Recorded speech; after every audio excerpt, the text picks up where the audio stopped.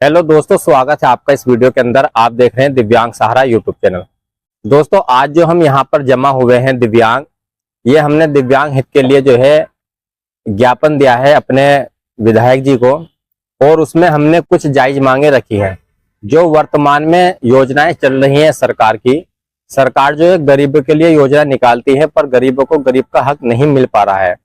जो दिव्यांग गरीब है, यानी दिव्यांग से ज्यादा गरीब कोई नहीं है, और जो सरकारी योजना आती है वो दिव्यांग के लिए आती है। तो जो वर्तमान में योजनाएं चल रही हैं उसका भी दिव्यांग को हक नहीं मिल पा रहा है। तो इसके लिए हमने 5 मांगे जो दी हैं माननीय विधायक जी को नेहटौर विधानसभा से।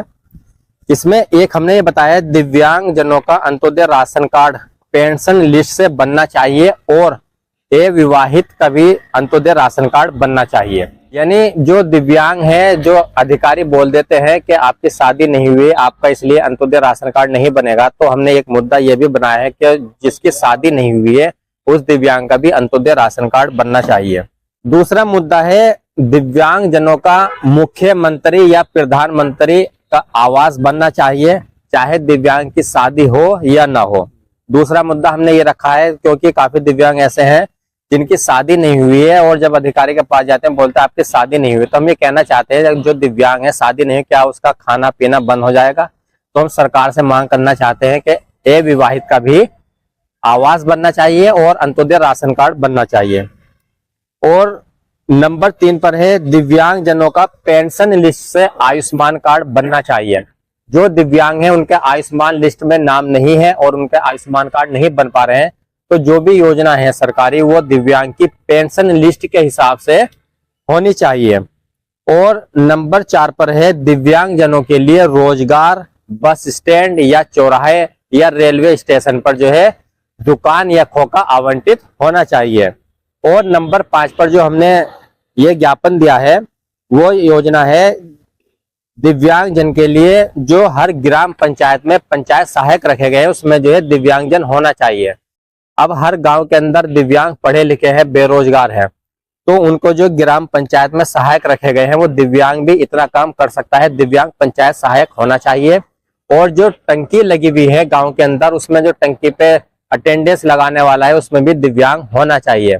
तो आप इस वीडियो को कहाँ से देख रहे हैं, कौन से जिले से, कौन से राज्य से देख रहे हैं, आप कमेंट करके बताएं कि मांगे सही हैं या गलत है।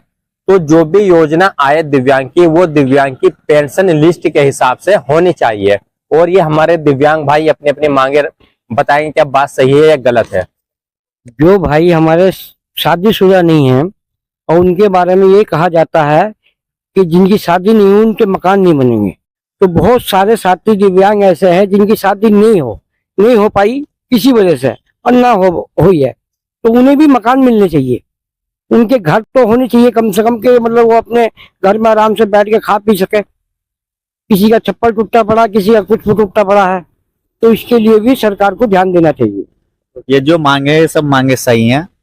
किसी भी विकलांग की शादी हो ना हो, लेकिन उसे पूरा अधिकार मिलना चाहिए। और आवास प्रधानमंत्री हो या मुख्यमंत्री हो, उसमें भी उनकी भागीदारी होनी बहुत जरूरी है। दूसरी बात ये, आने वाले जो विकलांग जो हैंडीकैप पढ़े लिखे हैं उन्हें जो है गांव में भी जो ग्राम पंचायत में सहायक रखे हैं, उन पहला ऑप्शन उन्हें मिलना चाहिए, उसके बाद ही दूसरा ऑप्शन दूसरे व्यक्ति को मिले। टंकी पर जितने कर्मचारी काम कर रहे हैं, जो विकलांग पढ़ा लिखा है, चाहे वो मेल है या फीमेल है, उसमें भी वरीयता सबसे पहले जो है हैंडीकैप पर्सन को ही देनी अनिवार्य है, उसके बाद ही सेकंड पर्सन आएगा। दूसरी बात यह है कि आने वाली भर्तियों में जैसे कि विकलांग जैसी जैसी उसकी योग्यता है, उसी अनुसार उसकी भर्तियों में भी रेलवे जैसी भर्ती निकाल रहे हैं, तो विकलांगों को सबसे पहले भर्ती ऑप्शन उसी में विकलांगों का भी होना चाहिए। आने वाले भर्ती में विकलांगों के कोई पद नहीं मिल पाते, अलग कैटेगरी के हैं, सभी कैटेगरी का बराबर उसमें जो है उनका योगदान या उनका स्थान होना बहुत जरूरी है। सभी साथियों को मेरा नमस्कार। मैं जबर सिंह, प्रदेश अध्यक्ष राष्ट्रीय दिव्यांग सहारा से। जैसे कभी आप लोगों ने सभी की हम लोगों की बातें आपने सुन ली हैं, तो इसमें अपने अपने कमेंट तो आप अवश्य ही दीजिएगा। साथ ही साथ जो हमारे साथियों ने ये जायज मांग रखी हैं, ये हमारी मांगे यदि पूरी हो जाएंगी तो हम लोग भी अपने पैरों पर खड़े हो पाएंगे। सभी का साथ हमें लेकर के चलना है, लेकिन वो होगा कब? जब हम अपने पैरों पर खड़े हो जाएंगे। इसीलिए आप लोग सभी हमें सपोर्ट कीजिएगा, हमारे चैनल को सपोर्ट कीजिएगा और जितना हो सकता है अधिक से अधिक हम लोगों को सपोर्ट करें। धन्यवाद।